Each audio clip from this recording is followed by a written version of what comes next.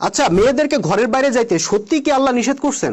অনেকে সূরা আহজাবের 33 নম্বর আয়াত দেখায় বলেন আল্লাহ নারীদেরকে বলছেন তোমরা ঘরে অবস্থান করো, তাই নারীদের জন্য ঘরের বাইরে যাওয়া হারাম। অথচ ওই আয়াতের আগের আয়াত পড়লেই কিন্তু আপনি বুঝতে পারবেন ঘরে অবস্থান করার ওই নির্দেশটা আল্লাহ দিয়েছেন মূলত উম্মুল মুমিনিনদেরকে, মানে রাসূলুল্লাহর স্ত্রীগণকে। এবং সেখানে আল্লাহ এটাও বলছেন তোমরা অন্য নারীদের মতো নও। কেন অন্য নারীদের মতো নও? কারণ তারা ছিলেন রাষ্ট্রপ্রধানের স্ত্রী।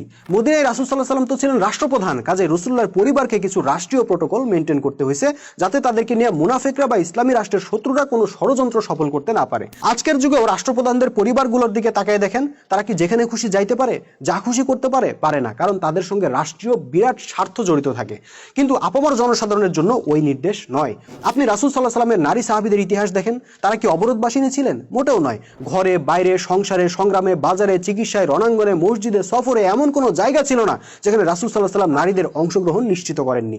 সবখানে নারীরা অংশ নিছেন। যুদ্ধের ময়দানে রাসূলকে নিরাপত্তা দিচ্ছেন নারী সাহাবীরা। আর কি লাগে বলেন?